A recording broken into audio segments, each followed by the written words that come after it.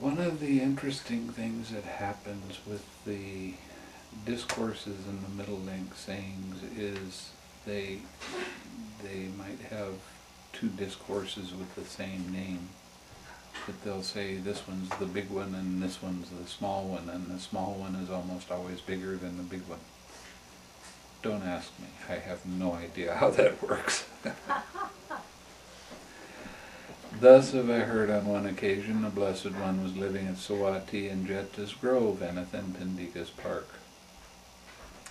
Then when the Brahmin Pingala Kocha went to the Blessed One and exchanged greetings with him, when the courteous and amiable talk was finished, he sat down at one side and said to the Blessed One, Master Gautama, there are these recluses and Brahmins, each the head of an order, the head of a group, the teacher of a group, a well-known and famous founder of a sect, regarded by many as a saint.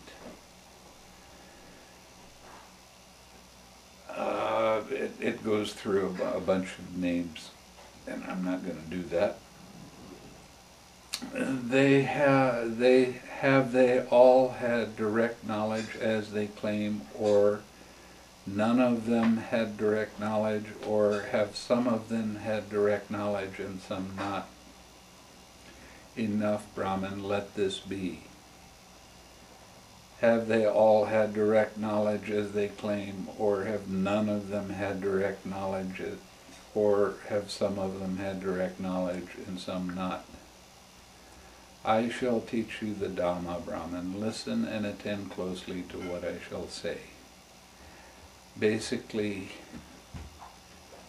the Buddha wasn't interested in gossip. Basically what this is saying. He wasn't interested in comparing other people. Well, let's speculate whether this one has this degree of enlightenment or what. So he always, when he was asked these kinds of questions, he always says, I'm going to teach you the Dhamma. You decide for this other stuff for yourself, because it doesn't really matter. Yes, sir, the Brahmin replied. The Blessed One said this, suppose, Brahman, a man needing heartwood, seeking heartwood, wandering in search of heartwood, came to a great tree standing possessed of heartwood. Passing over its heartwood, its sapwood, its inner bark, its outer bark, he would cut off the twigs and leaves and take them away, thinking that they were heartwood.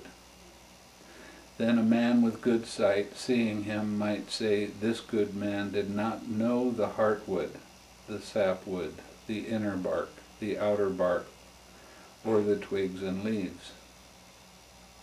Thus, while needing heartwood, seeking heartwood, wandering in search of heartwood, he came to a great tree standing, possessed of heartwood, passing over the heartwood, its sapwood, its inner bark, its outer bark. He cut off the twigs and leaves and took them away, thinking they were heartwood. Whatever it was this good man had to make with heartwood, his purpose will not be served. Suppose a man needing heartwood, seeking heartwood, wandering in search of heartwood, came to a great tree standing, possessed of heartwood. Passing over the heartwood, its sapwood, and its inner bark, he would cut off the outer bark and take it away, thinking it was heartwood. And we keep going on, repeating over and over again. Suppose a man needing heartwood, passing over heartwood and its sapwood, he would cut off the inner bark and take it away, thinking it was heartwood. Suppose a man needing heartwood, passing over its heartwood, he would cut off the sapwood and take it away, thinking it was heartwood. Suppose a man needing heartwood, seeking heartwood, wandering in search of heartwood, came upon a great tree standing, possessed of heartwood. Cutting off only its heartwood, he would take it away, knowing that it was heartwood. Then a man with good sight, seeing him, might say, this good man knew the heartwood, the sapwood, the inner bark, the outer bark, the twigs and leaves. Thus, while needing heartwood, seeking heartwood, wandering in search of heartwood, he came to a great tree standing possessed of heartwood. Cutting off only its heartwood, he took it away, knowing it was heartwood. Whatever it was this good man had to make with heartwood, his purpose will be served. So too, Brahman, here some clansman goes forth out of faith from the home life into the homeless, considering I'm a victim of birth, aging, and death, of sorrow, lamentation, pain, grief, and despair. I'm a victim of suffering, a prey to suffering. Surely an ending of this whole mass of suffering can be known. When he has gone forth thus, he acquires gain, honor, and renown. He is pleased with gain, honor, and renown, and his intention is fulfilled. On account of it, he lauds himself and disparages others thus: I have gain, honor, and renown. But these other monks are unknown, of no account. So he arouses no desire to act. He makes no effort for the realization of those other states that are higher and more sublime than gain, honor, and renown. He hangs back and slackens. I say that this person is like the man needing heartwood, who came to a great tree standing possessed of heartwood, and passing over the heartwood, its sapwood, its inner bark and outer bark, cut off its twigs and leaves, and took it away, thinking it was heartwood. And so whatever it was he had to make with heartwood, his purpose would not be served. Here, Brahman, some clansman, goes forth out of faith from the home life into the homeless, considering I am a victim of aging and death, of sorrow, lamentation, pain, grief, and despair. I'm a victim of suffering, a prey to suffering. Surely an end of this whole mass of suffering can be known. When he has gone forth thus, he acquires gain, honor, and renown. He is not pleased with gain, honor, and renown, and his intention is not fulfilled. He does not, on account of it, laud himself and disparage others. He arouses desire to act, and he makes an effort for the realization of those other states that are higher and more sublime than gain, honor, and renown. He does not hang back and slacken. He achieves the attainment of virtue. He is pleased with the attainment of virtue, and his intention is fulfilled. On account of it, he lauds himself and disparages others thus: I am virtuous, of good character, but those other monks are immoral, of evil character. So he arouses no desire to act. He makes no effort for the realization of those other states that are higher and more sublime than the attainment of virtue. He hangs back and slackens. I say that this man is like the man needing heartwood, who passing over its heartwood, its sapwood, and its inner bark, cut off the outer bark and took it away, thinking it was heartwood. So whatever it was he had to make with the heartwood, his purpose will not be served. Here, Brahman, some clansmen go forth out of faith from the home life into the homeless, considering I'm victim of birth, aging, and death, of sorrow, lamentation, pain, grief, and despair. I am a victim of suffering, a prey to suffering. Surely an ending of this whole mass of suffering can be known. When he has gone forth thus, he acquires gain, honor, and renown. He is not pleased with gain, honor, and renown, and his intention is not fulfilled. He achieves the attainment of virtue. He is pleased with the attainment of virtue, but his intention is not fulfilled. He does not, on account of it, laud himself and disparage others. He arouses desire to act, and he makes an effort for the realization of those other states that are higher and more sublime than the attainment of virtue. He does not hang back and slacken. He achieves the attainment of, this says concentration, but this kind of concentration is the concentration you need when you are reciting suttas. So this is not the same kind of concentration as a meditation concentration. It's what you get with when you do your rote memorizing over and over. He's pleased with the attainment of concentration, and his intention is fulfilled. On account of it, he lauds himself and disparages others. I'm concentrated. My mind is unified. But these other monks are unconcentrated, with their minds astray. So he arouses no desire to act. He makes no effort for the realization of those other states higher and more sublime than the attainment of concentration. He hangs back and slackens. I say that this person is like a man needing heartwood, who passing over its heartwood and its sapwood cut off the inner bark and took it away thinking it was heartwood. So whatever it was that he had to make with heartwood, his purpose will not be served. Here, Brahman, some clansman goes forth out of faith from the home life into the homeless, considering I'm a victim of birth, aging, and death, of sorrow, lamentation, pain, grief, and despair. I'm a victim of suffering, a prey to suffering. Surely an ending of this whole mass of suffering can be known.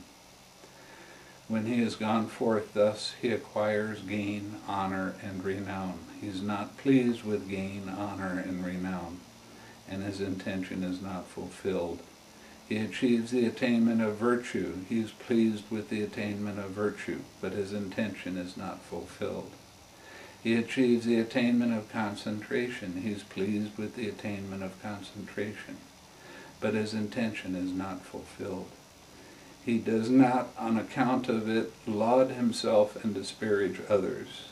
He arouses desire to act, and he makes an effort for the realization of those other states that are higher and more sublime than the attainment of concentration. He does not hang back and slacken. He achieves knowledge and vision. Now what we're talking about here is the deep understanding that comes from listening to Dhamma talks.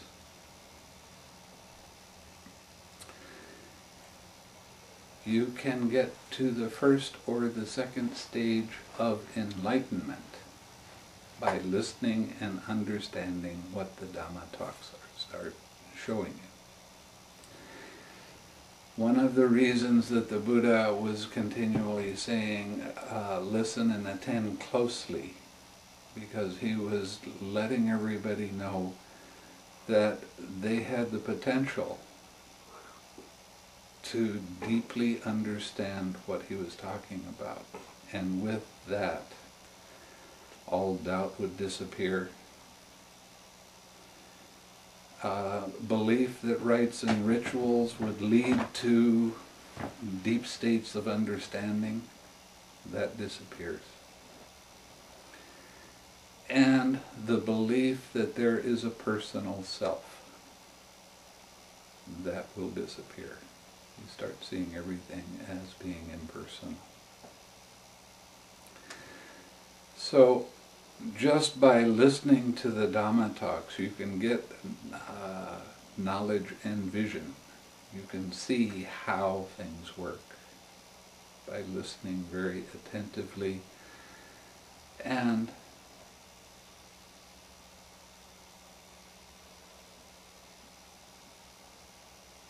understanding how the process of mind's attention moving from one thing to another actually does work.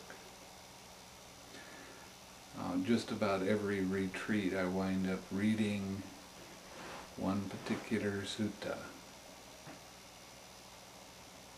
And it's a challenge to read it. But the reason that I read it is because it's probably the most powerful sutta that I know of. It's really, really very powerful, and I took out all of the dot, Here. and there is a lot of repetition in it. But after listening to that, the sitting that you have right after that is generally quite good, because you really, really do deeply understand how everything works. If you can listen with that kind of a mind that's very attentive, even though there's a lot of repetition in it, it'll start to sink in, and you can, at that moment, really realize, this is the way it works. And you can become enlightened. That's why I like that sutta.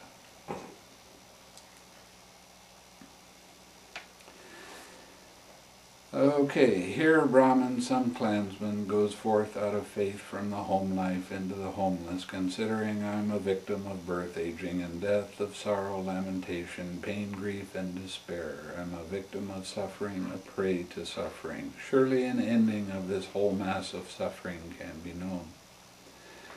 When he's gone forth thus, he acquires gain, honor, and renown. He's not pleased with gain, honor, and renown, and his intention is not fulfilled. He achieves the attainment of virtue. He's pleased with the attainment of virtue, but his intention is not fulfilled. He achieves the attainment of concentration. He's pleased with the attainment of concentration, but his intention is not fulfilled.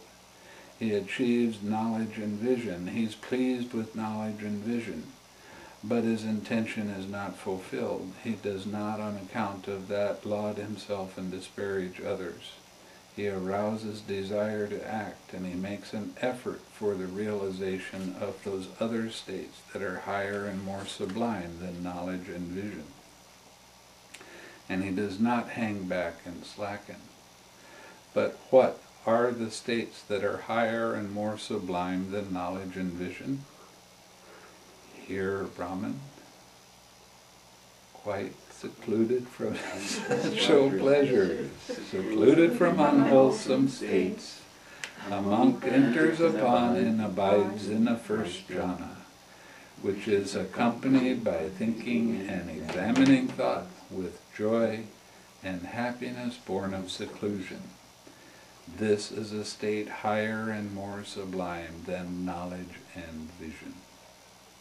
So that's the key that tells you that it's not the concentration, virtue, and collectivism. I'm not referring to meditation. No, but there is understanding. There is the understanding of the process. Because in other suttas it mentions that when you start out, first keep your precepts, develop your virtue, then start develop, generosity first, and then virtue, and then meditation, right? And that's how it's brought here. So. Yes. Oh, okay. Imagine that. It's consistent. Yes, nice. I'm kind of lost in this whole Dhamma talk. It'll become clear. It in sounds just a very moment. repetitive to me, and I'm kind of going, okay. Be patient. When you're secluded from sensual pleasures, that means you're not pulled to those sensual pleasures. That means while you're sitting in meditation, you close your eyes, the sensual pleasure of seeing as you're being secluded from it.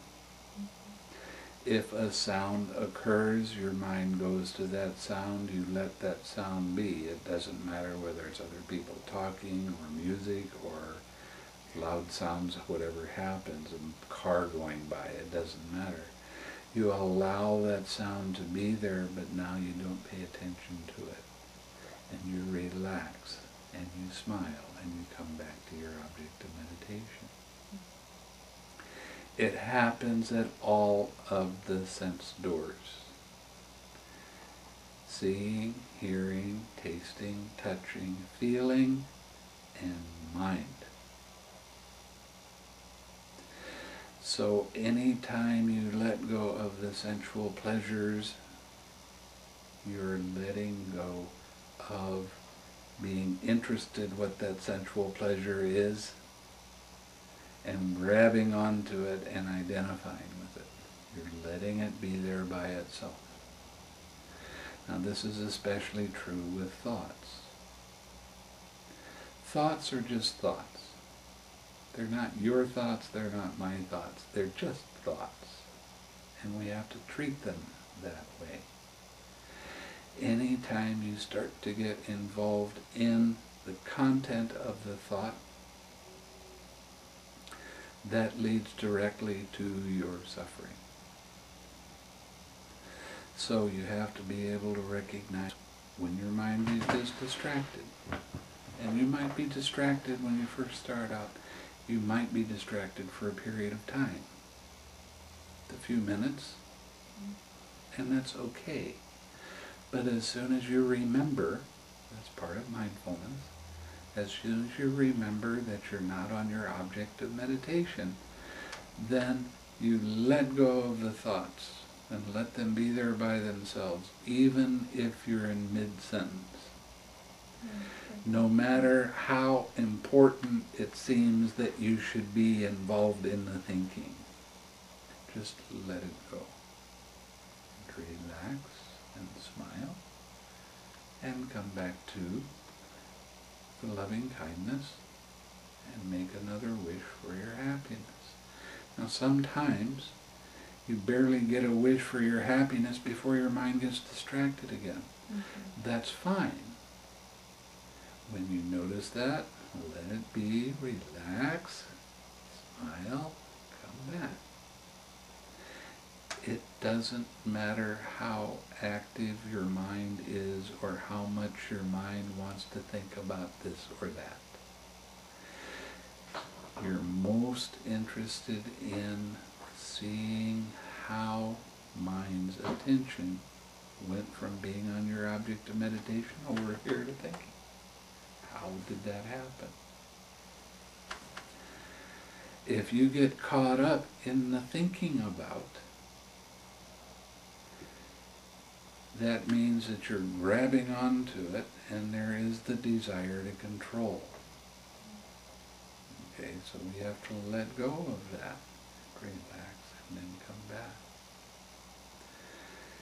Our habitual tendency, I've been living for 60 years now, I've had some real wacko habitual tendencies.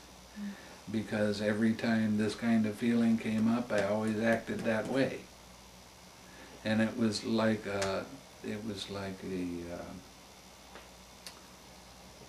such an automatic thing that I wasn't even aware that I was acting that way. I thought that's the way I was supposed to be. But as you start noticing that habitual tendency and letting it be and relaxing, coming back to your object of meditation, the relaxing is absolutely essential to this practice. You can't say, I can't say it often enough, you have to relax. And the relaxing is letting go of that tension and tightness in your head. When you let go of that tension and tightness in your head, you let go of tension and tightness in your mind. When you let go of tension and tightness in your mind, you've let go of being clouded with your observation. Your mind is pure. Your mind is bright. Your mind is very, very alert, but there's no thinking to stop you from seeing what's happening in the present moment. And you bring that mind back to your object of meditation. So this is a very necessary part that you need to continually be doing. Release it, relax, smile, come back. Sending loving and kind thoughts to yourself, appreciating your good qualities, liking yourself, wishing yourself well. And feeling that wish. That's what your object of meditation is.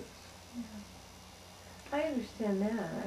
I didn't know if you were addressing all this to me, because I asked that question. No, it's everybody. I'm just not, this story keeps coming back to the Heartwood. Maybe I lost track of it. It keeps repeating so much that I'm kind of missing the point. Don't worry about it. Of the Heartwood. The point is here. Okay. What I'm saying.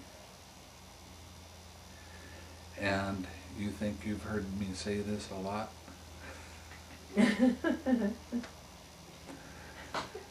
The thing that's really amazing is somebody will come and they'll do a retreat and they'll hear me say the same thing over and over and over and over and over. And then they'll come up and they'll say, "You repeat yourself a lot, don't you?" And I said, "Yes." "What did I say?" And they'll go, And then I say something to the effect of, "See, I got to say it a few more times before you get it." Yeah. But what happens is, you'll hear me say it and you'll practice it, and as you practice you get a little bit better, and then one day you finally let go, and then you go, "Oh, that's what he's been talking about all this time." You have a lot of oh wow experiences as you let go of the hindrances over and over again. And the hindrances, like I said before, are absolutely essential to your progress in the meditation. So you say, I don't feel safe. What does don't feel safe really mean? It means that I have an unpleasant feeling arise, and I don't like it. And then I have this story that says,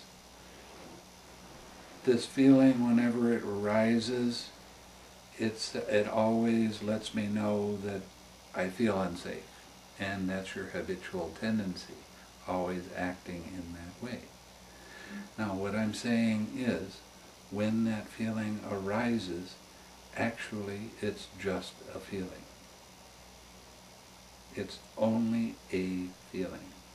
It's not a good feeling, it's not a bad feeling, it's only a feeling. Sometimes a feeling can be pleasant, sometimes it can be painful. It doesn't matter. Same coin, different sides. As soon as that feeling arises, your mind grabs onto it.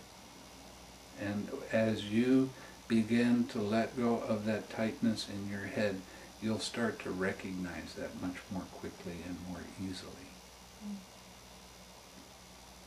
When you let go of that tension and tightness that comes up because of that feeling, there's no thoughts after that.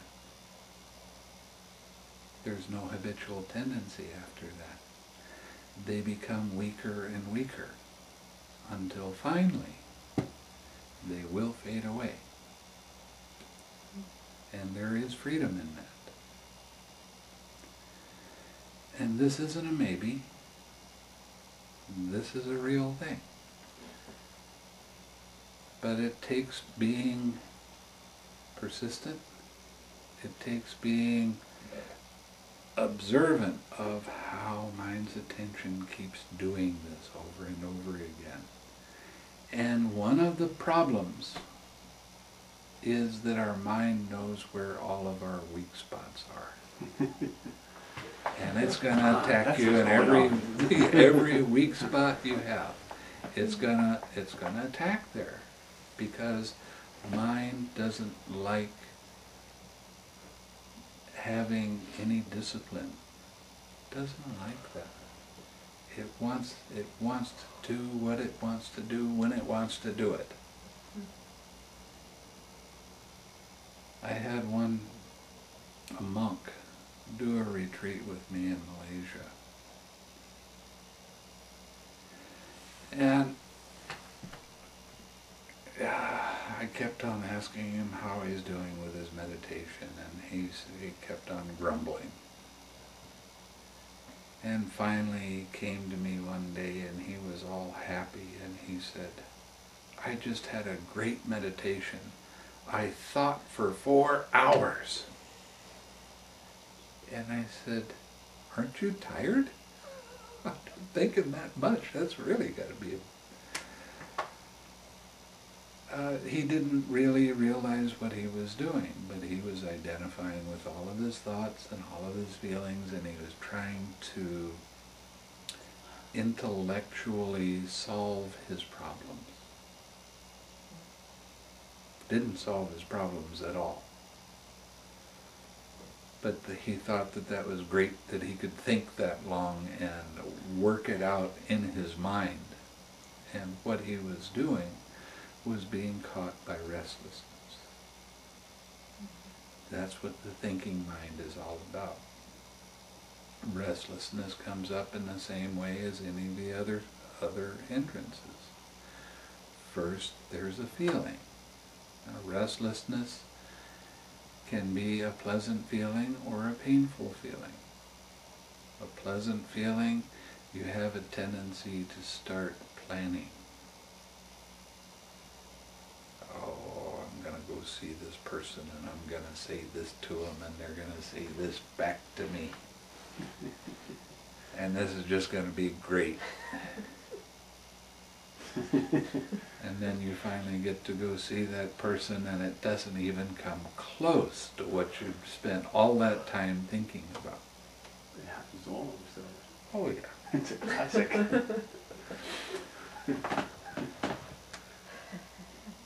See, that's how sneaky your mind can get. That's how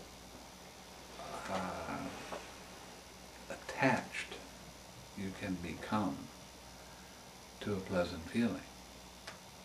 And how do you get attached to an unpleasant feeling? By keep trying to push it away, to stop it. I don't want it to be there. As you begin to see more and more clearly how mind's attention works, and as you keep relaxing and letting go, what happens is your whole life is like on a wheel, and it's going counterclockwise. And you think that's the way things are supposed to be. But when you start doing this, you'll get to a place where your mind stops, and that wheel stops turning. And then it'll start turning clockwise just a little bit. And you start seeing things as they actually are. But your old habit is to think counterclockwise. So it starts going back counterclockwise. As you practice more, then stop, and it'll do it a little bit longer. Eventually, you start to see mind as it truly is, and you start paying more attention to your heart. And when you pay attention to your heart, you are able to manifest things very, very quickly. But you have to let go of the thinking. The thinking in the mind is where all of our emotions are stored. And there's 52 different emotions, okay, and they're all negative.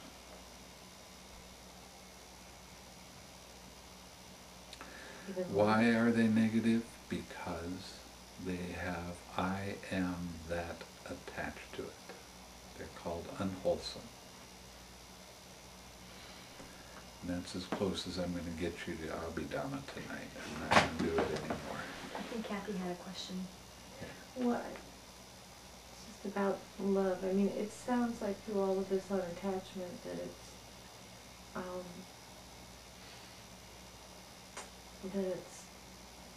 it's unwholesome for you to love someone. Depends how you do it. I can't help but love my children and my husband. Of course. And want But them what? to be there, want them to stay. Want them to be the way I want them to be, and when they're not, what happens?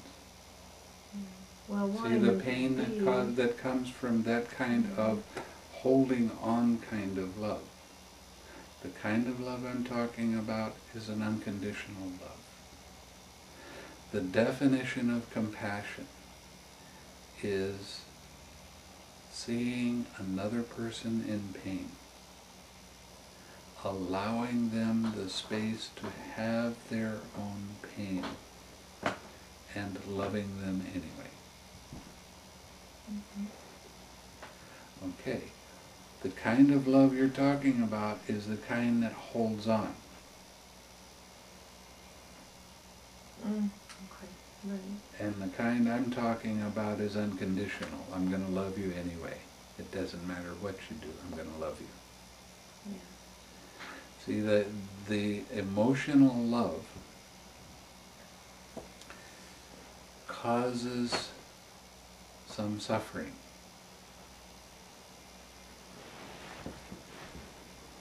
But the unconditioned love doesn't. But the more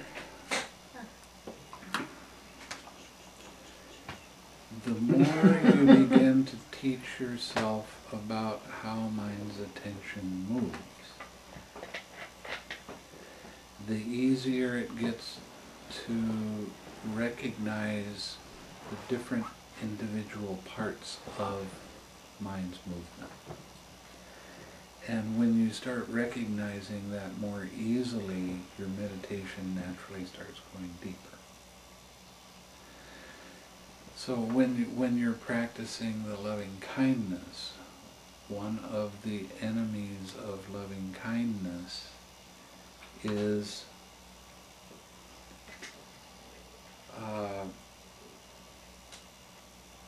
attached love. And the way you have attached love is you have somebody that you're very close to, and you start sending them loving and kind thoughts. And then you start closing down around them a little bit with your desire for their well-being. And then if their well-being, something happens, they get hit by a car, or they have some kind of an accident, you fall apart right there because of that attachment. See, so there are some enemies of the loving kindness. Another enemy of the loving kindness is uncontrolled laughter. That will dissipate your energy so fast that it's unbelievable. Uncontrolled laughter. Yeah. There's 5 kinds of laughter. I said I wasn't going to give you any more Abhidhamma, but here it goes. There's some things worthwhile. You're on a roll now. There's the little smile. There's the smile showing your teeth. Then there's a smile showing your teeth and a little tiny chuckle. Then there's the smile that the sound coming out is very loud and you start rocking back and forth.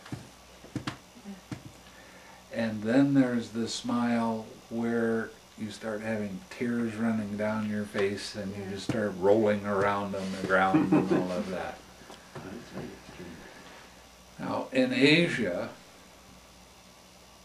anybody that laughs loudly is called a mountain person, and that is not a compliment. You're a mountain boy. someone laughs rather loudly in a monastery, all the monks give them a dirty look. So they won't continue on laughing like that. But monks laugh a lot. Some of the laughter is very light chuckling. Some of it's you learn how to breathe in certain ways while and everybody knows that you're laughing while you do that. But loud laughter is very much frowned on in the monasteries.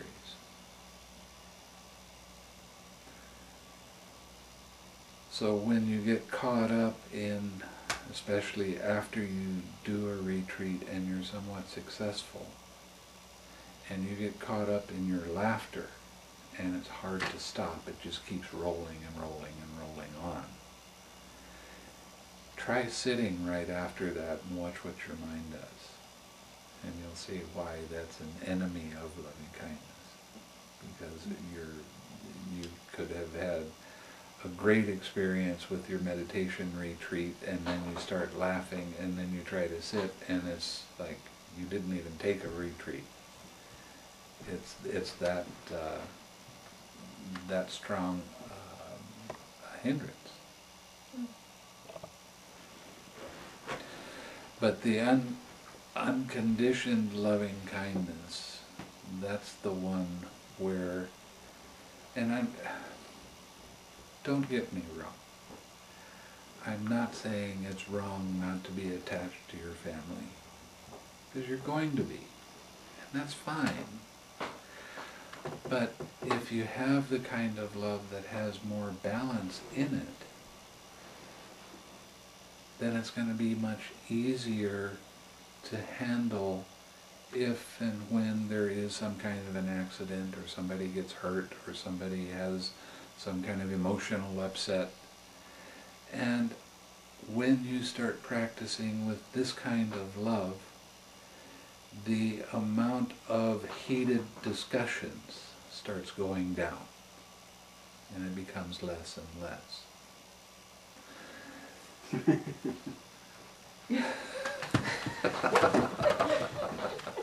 Actually, it's true. We never have fights. Never.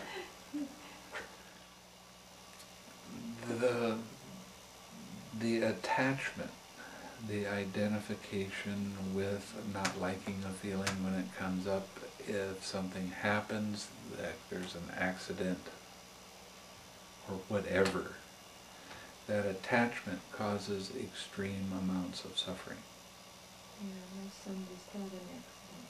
Yeah. And look at where your mind went with that, and how your mind kept thinking the same thoughts over and over again, and how your mind, every time you even got a glimpse of thinking about him, your mind just took off and ran with it. And it was a lot of suffering. The whole point of the meditation is learning how to recognize that quality of mind, so you can start letting it go. Anytime you have any repeat thoughts, that means that there is an attachment there. And the attachment is always, I am that.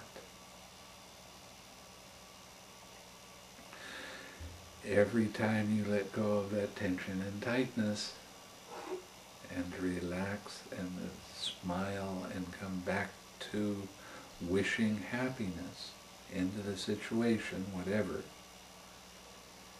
you're letting go of that subtle I am that. Little by little. And as you do that, the roller coaster of emotions that happens, the high highs and the low lows, starts to balance out a little bit, and then it's just like being on the ocean with not big waves on it. And before long, your mind will have true balance.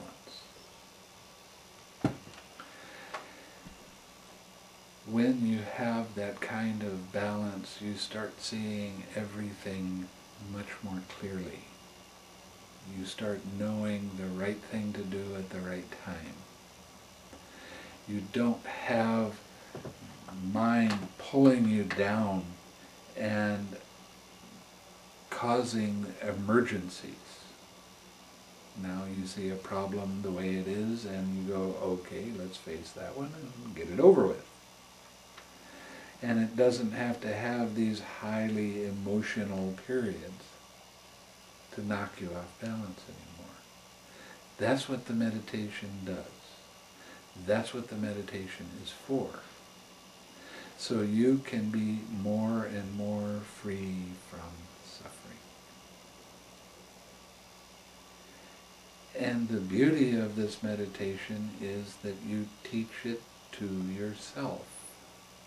Once you have the basic principles and start to understand it,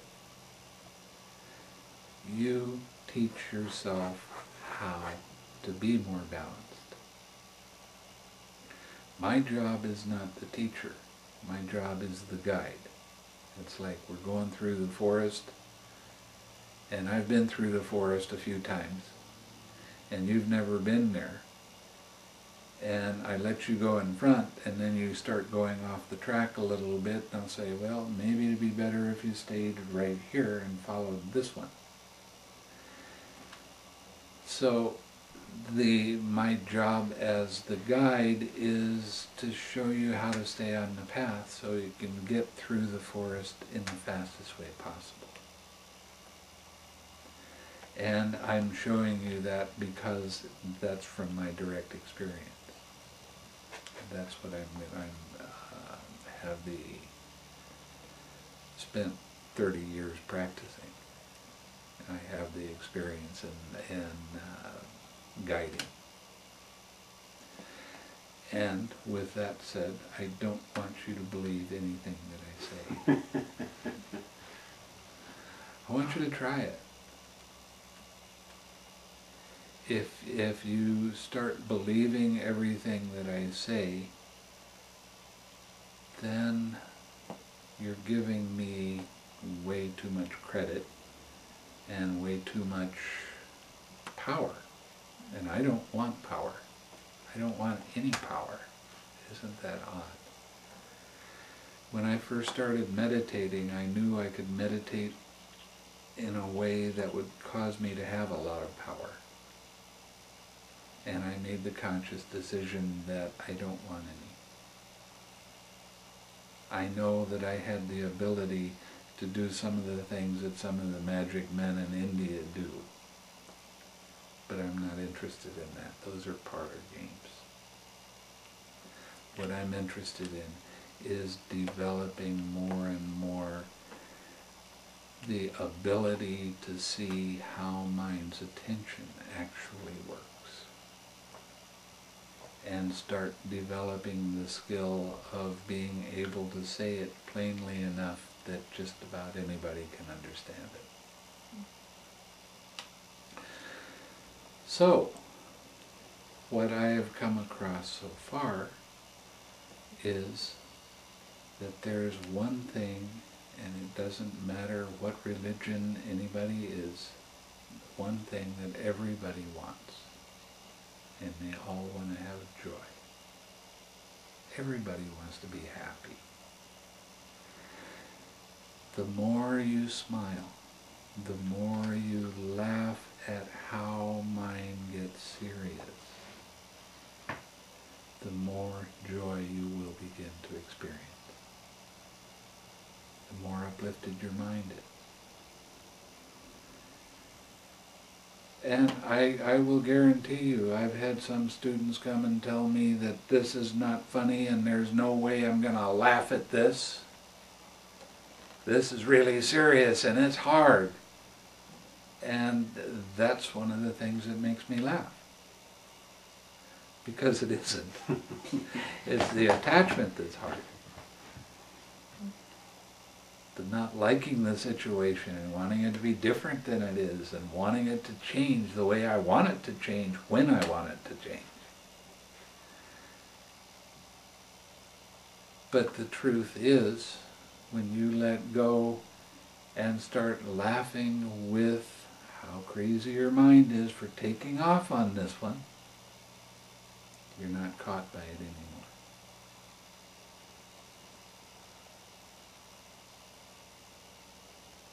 The more you can develop your smile, the more you can develop your sense of humor about yourself, the faster your progress is with your meditation.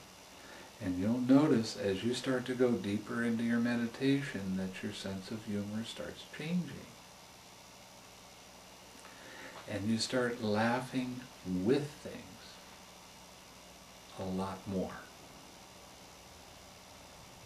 And you hear somebody say something that's right, you can't help but laugh. That's it. It's amazing.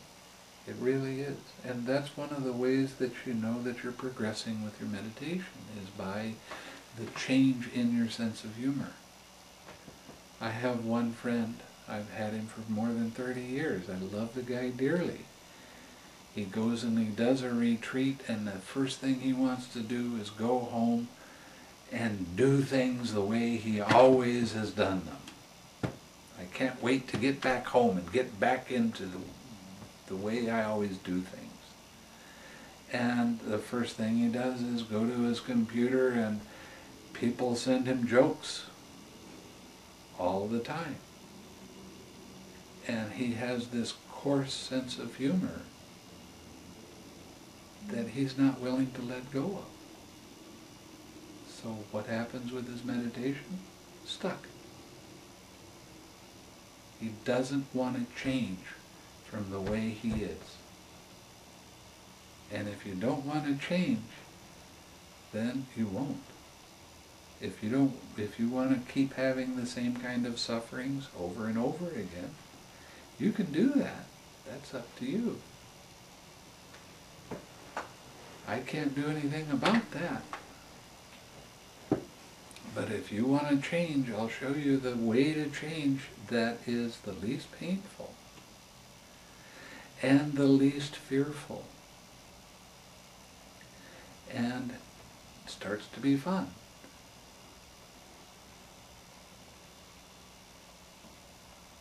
The Yahoo group that we're on,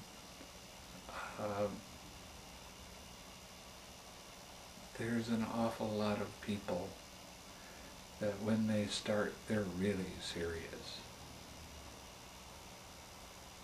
And I keep on encouraging, you gotta smile more, you gotta laugh more, it's more fun to have fun, things like that. And before long, you can feel it coming through their writing. They're starting to do that, and they're starting to go, yeah, this is right.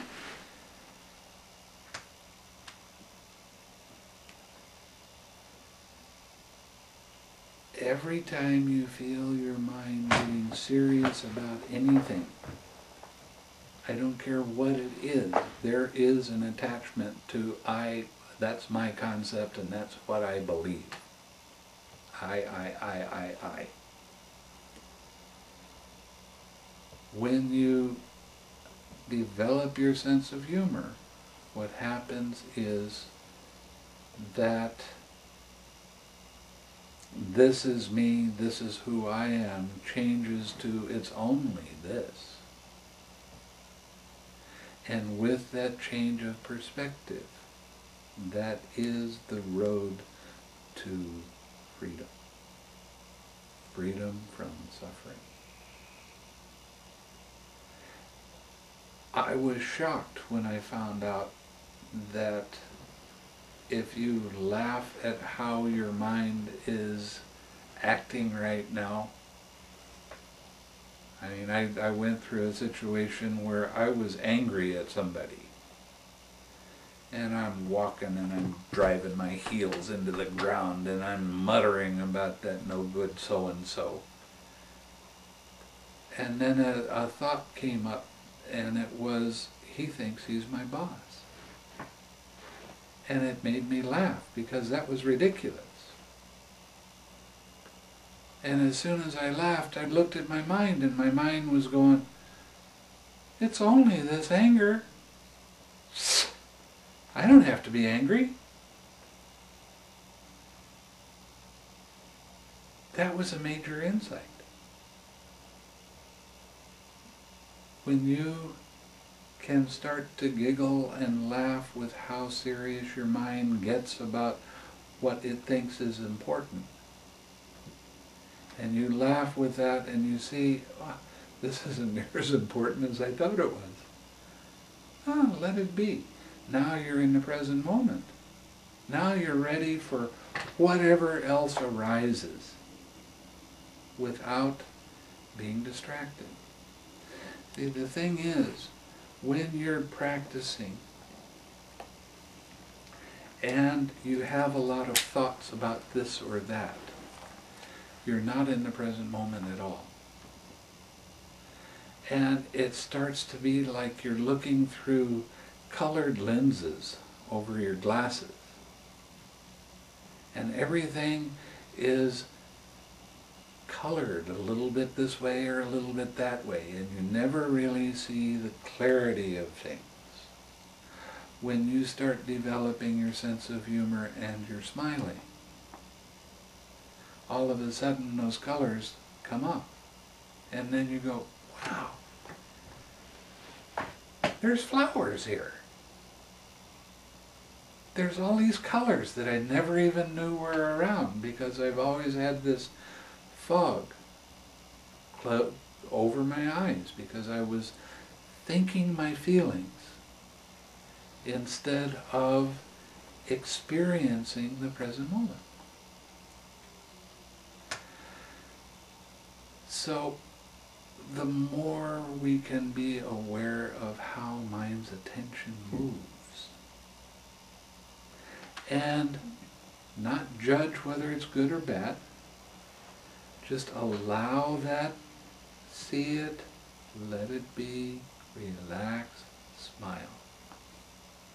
Bring your smile back, wish yourself happiness, wish somebody else happiness. As you begin to do that more and more, you gain more and more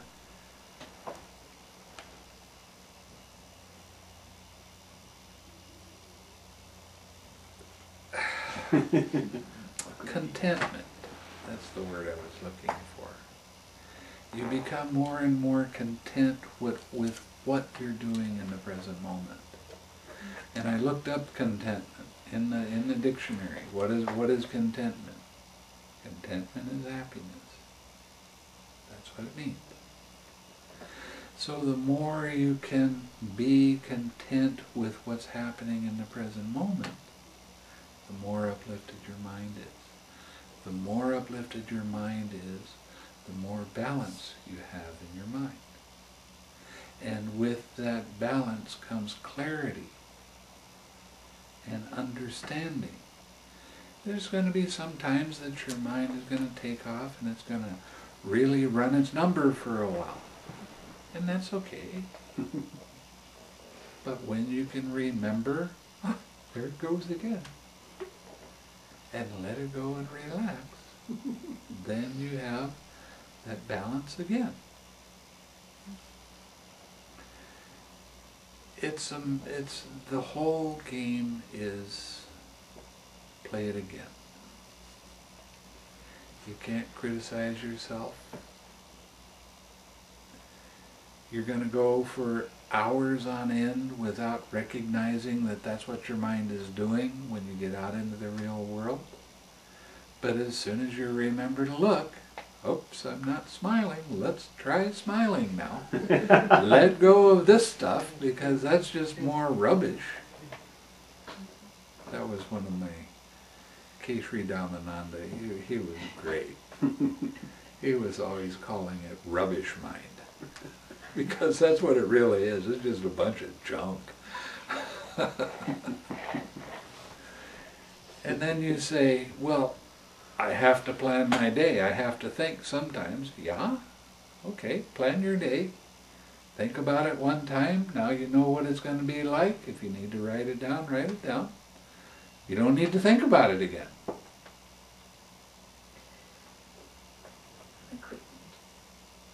Do you not call your meditation Vipassana? Yes, it is. Okay.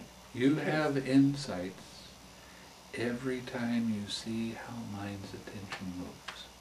Okay. Every time you notice that, you'll start to have little aha moments, and those are insights. Yeah.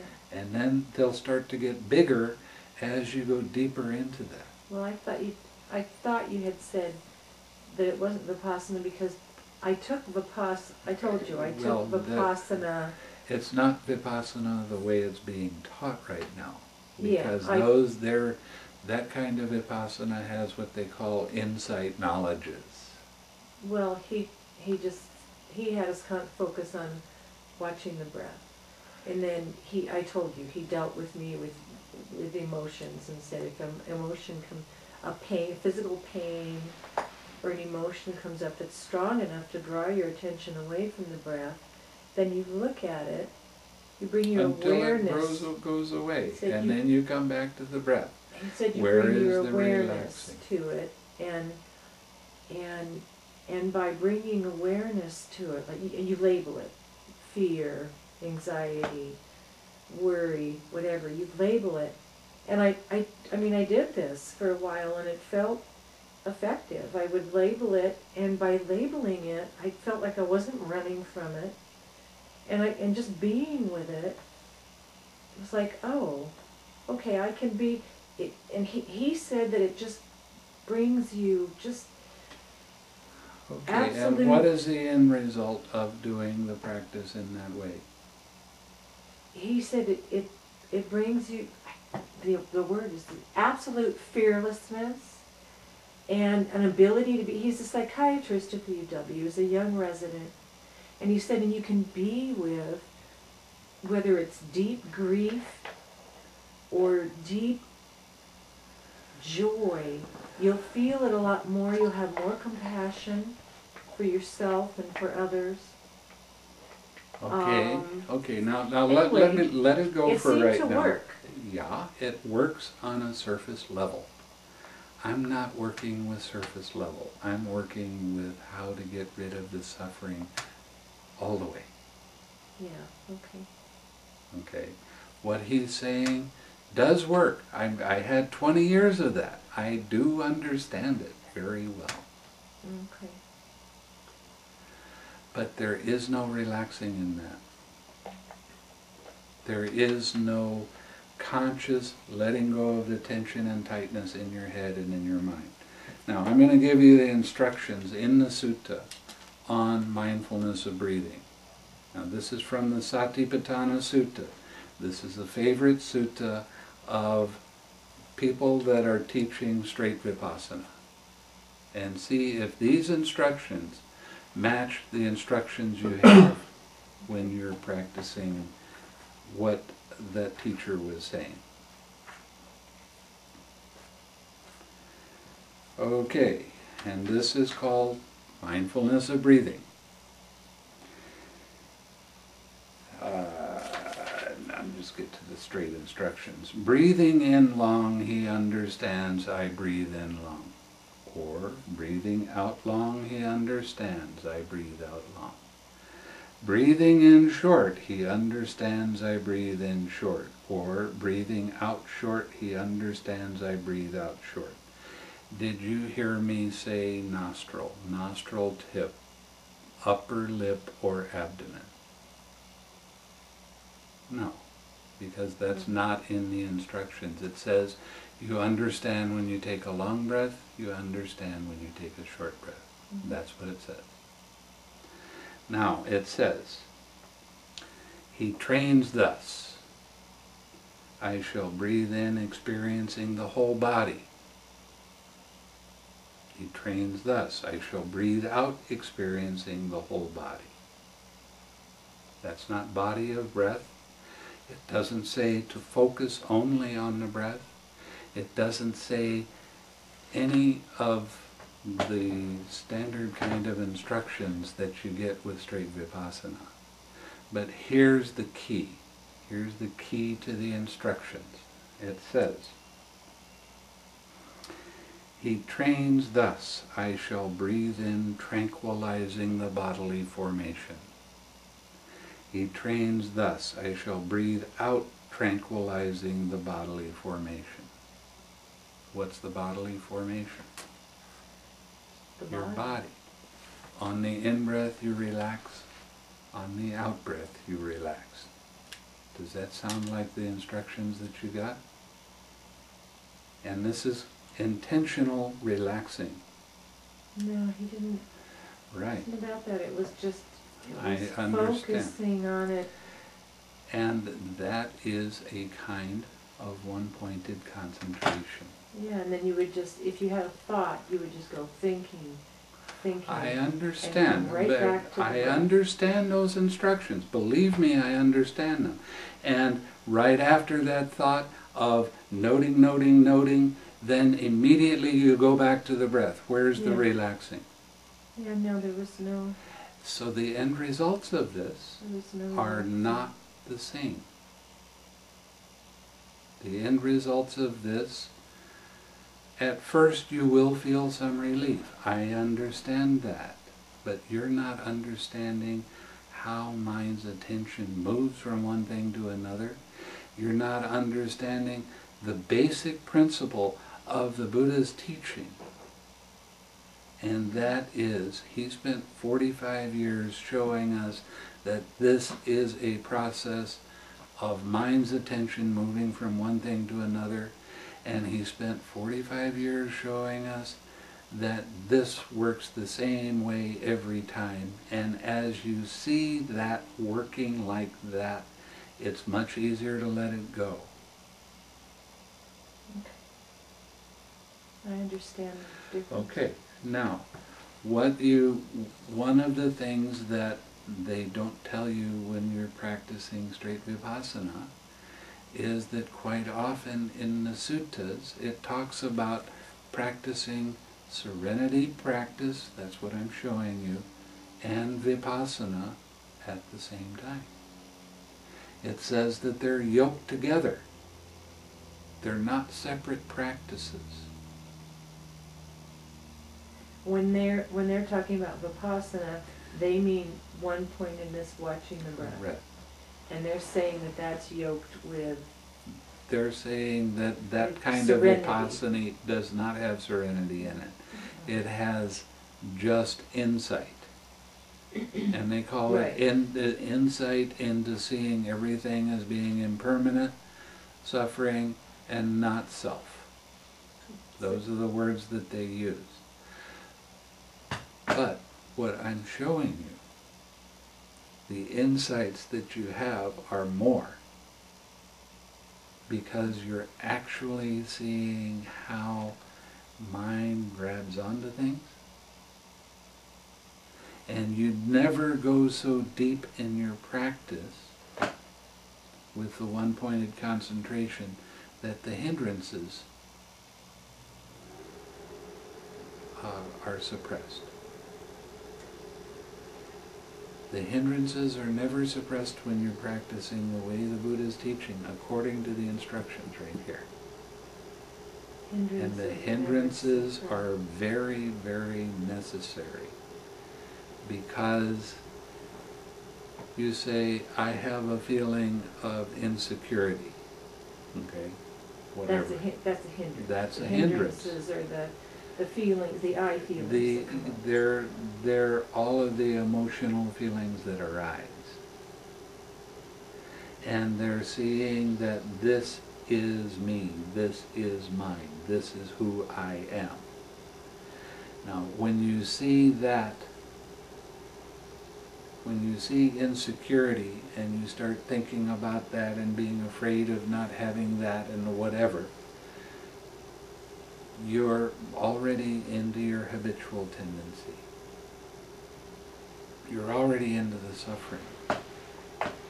And you're indulging in it because you're not seeing that those thoughts and those feelings are part of an impersonal process. As you begin to see that you can be pulled away from this for a period of time, you let it be, you relax, and you smile and come back to your object of meditation, that hindrance starts to lose that strong I am that. And now it's like this. I take you outside and I'll show you an automobile. Now, where is the automobile? Is it the wheels? Is it the door? Is it the steering wheel? Is it the motor? An automobile is a concept that's made up of a lot of little parts. Mm-hmm. And they're put together, and we call it an automobile, but it's actually just a concept. Because in reality, it's just a lot of little parts. Mm-hmm. Every hindrance is a concept. Where is insecurity? What is insecurity? It's made up of a lot of different little parts. And when you start recognizing that it's just parts and it's not me, it's not mine, it's not who I am, then you start to examine how it arises. And the way you do that is by letting it be and relaxing. Every time you relax, you're letting go of tension and tightness, but you're also letting go a little bit of I am that. That identification with that feeling. When you mentioned suppression, were you talking about Vipassana? Vipassana does suppress when you get to a certain level of your meditation. You're kind of Vipassana? No. And you're saying suppression isn't. It's the force of the one pointed concentration. You right. You don't you're kind consciously of suppressing rather than allowing it to lose its. At first there's no suppression at all. There's all kinds of hindrances that arise and you watch that. But as you go deeper, you'll get to a certain place in your concentration where you cannot even pull up a hindrance. Your mind won't accept it. So you're calling that suppression? That is suppression. And because of the force of the concentration. No, it's not good. It's not good at all, because that's where your identification with those thoughts and feelings are stored. It's not the same thing that your psychiatrist that your psychiatrist is talking about. I'm not teaching anything even close to that. Yeah. Okay. I just wasn't clear which version you were saying. I am teaching suppression. you, well, it's a one-pointed concentration that he's showing you. And that's And he might not even recognize that. But he sees it on a more superficial level. Because you want the hindrances. The hindrances are necessary because that's where your attachment is. And you can't let go of attachment until you see it very clearly. Okay. How that attachment arose. Okay, right. I get it. Okay? So, as you start to see that these different distractions that come, you start to see them as concepts instead of this is my feeling, this is who I am, and I'm going to keep thinking these thoughts. Okay, as you start to see, oh, this is just part of a process.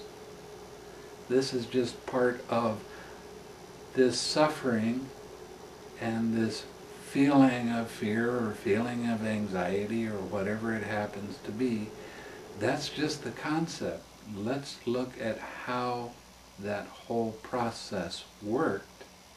Then it's much easier to see and to let it go.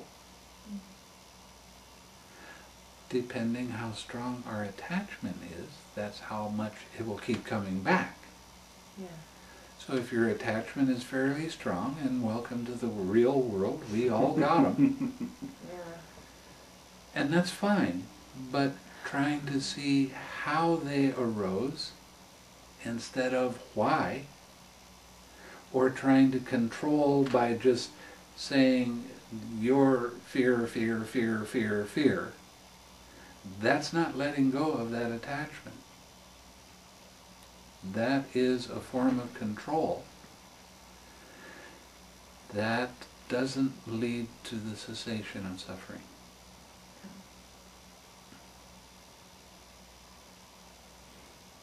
Okay. Thank you. Have you let go of your attachment?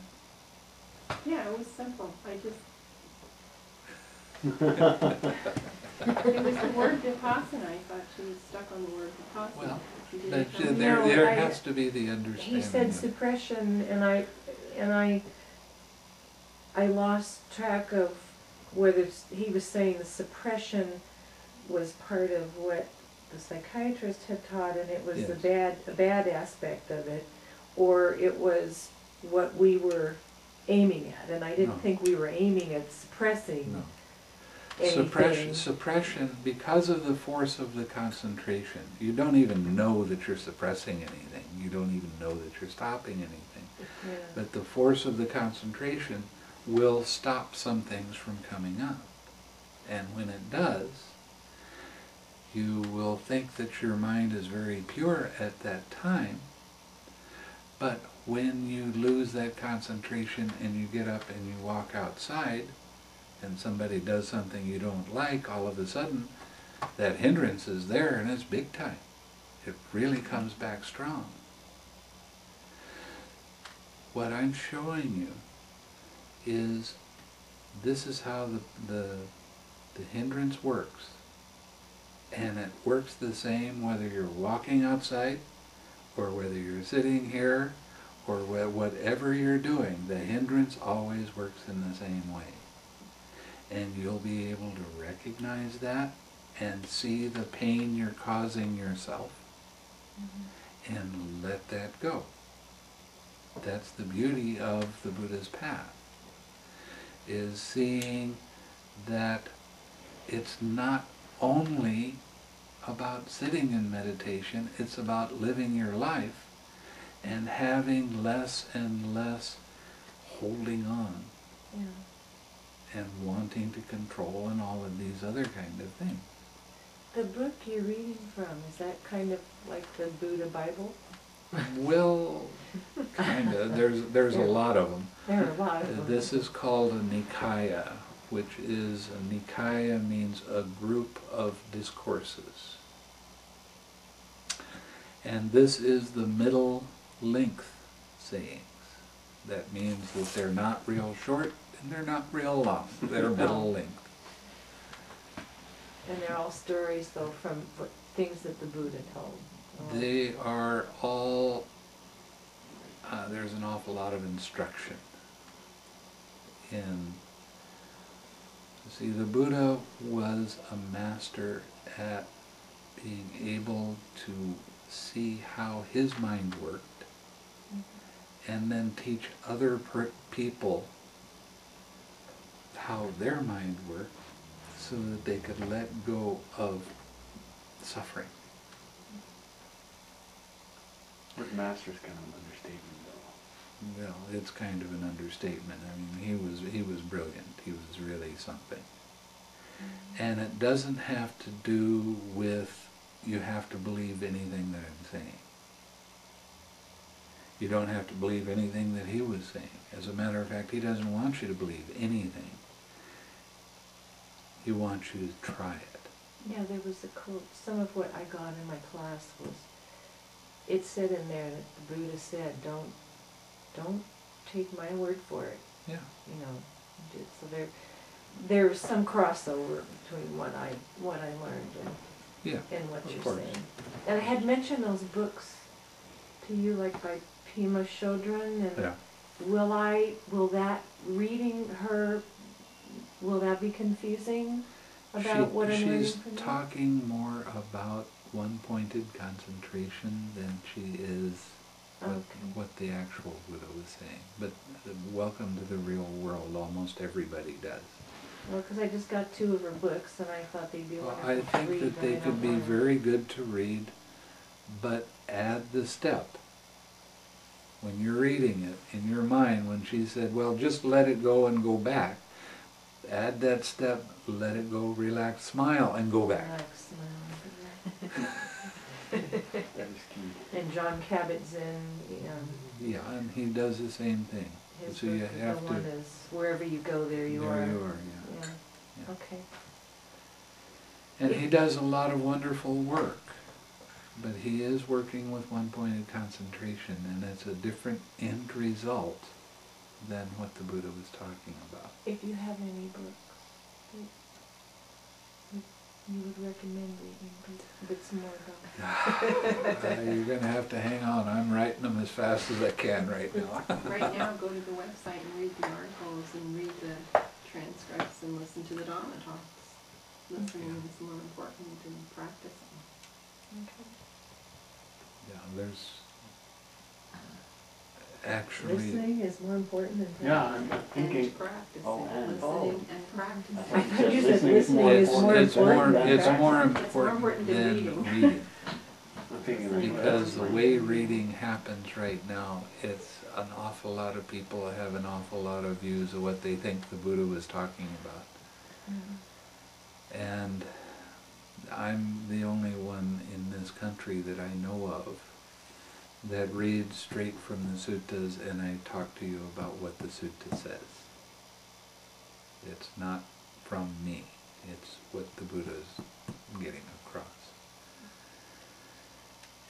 So it's a little bit different than you're going to be running across with reading, and if you spend time reading, it's going to become more and more confusing. Well, that's why I was wondering if I should Yeah. read those books at all. now that I've I bought them. I know of her. I've read some of her interviews. I saw that she was practicing one-pointed concentration. I just kind of let her go after And then you that. kind of let her go. Okay. But that happens with just about everybody, because almost everybody is practicing one-pointed concentration right now. Okay. I'm really a rebel. Well, when I I'm go a to rebel look for with a something good cause. to read, not that I have a lot of attention, time to read, but when I look for something to read, like to take on a vacation or something, I was going to take like one of those Well, books. I would suggest take your computer and listen to the Sound Dhamma effects. talks. I can't take my computer, but We'll Well, fix they'll you up have with one there. 17 Load up hours your of iPod. listening on an MP3 player. You have an MP3 player? I think my son does. He has all Or that. CDs? Could you One of set my up a boys CD? have No, all not those things. CDs. That- MP3 is different. An MP3. He's got a. They have these Oh, God. MP3 players that they're round ones like this. He has an You can do iPod. CD, or it's not iPod. iPod. He could put it on his Mhm. iPod. Maybe MP3 was the thing he doesn't have. The He had an iPod is the iPod. MP3. The iPod is the MP3. MP3 files are on the iPod. as well. But Yeah. putting son it would- on the iPod is, you have to do it with the computer. Well, we have computers at home. I just don't have a laptop. I don't Yeah. have one I can take with me. So,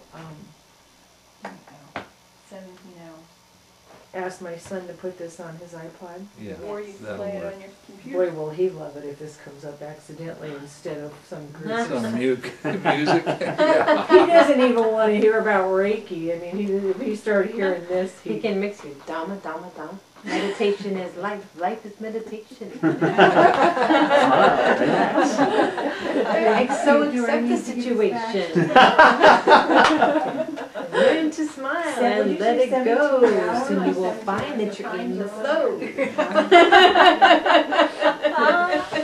could totally be a rap star. I I don't know if these Dhamma talks though, from the one you're doing tonight about the Heartwood, you said Heartwood so many times, I was That was, zoning out. don't worry about it.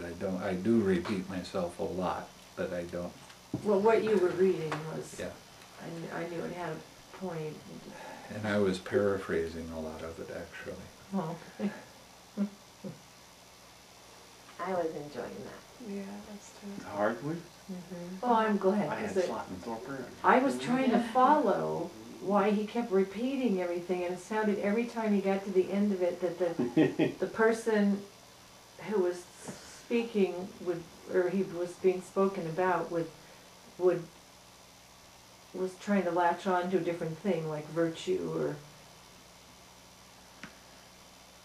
and then that didn't work out, so he tried. What is essential? Yeah, it's a progression of the way you learn how to practice. Oh, okay. Essential, we regard The as meaning of it was essential. lost on me, but That's okay. I mean, I hear these suttas like 300 times, the same one, and each time I find something new that I didn't understand before. Just how it goes.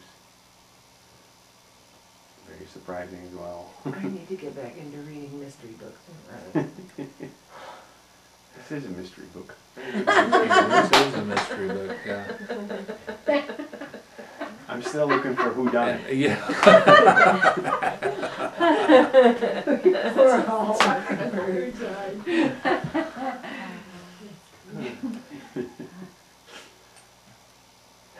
See, your sense of humor changes.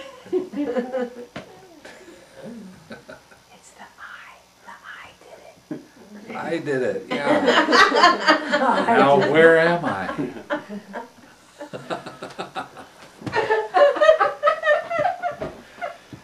Maybe we should publish a Buddhist humor book.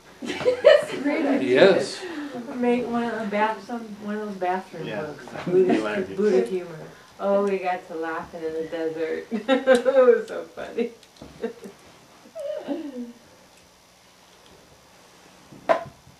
But the whole point of the meditation is learning how to have balance all of the time. Yeah, I understand that. And the more you can practice, the easier it becomes. Just like with anything. I mean, if you start to learn how to play golf, it's hard to hit that little ball. How my husband's really into golf. Well, when he first started, he couldn't hit the ball very well. He still has days like that. Yeah. So as you practice, you get better and better. Yeah. Well, I'm very dedicated to doing this. I just do it every morning. Yeah. And if you can listen to the Dhamma talks, you'll start to pick up a lot more. Okay. It has to do with your level of understanding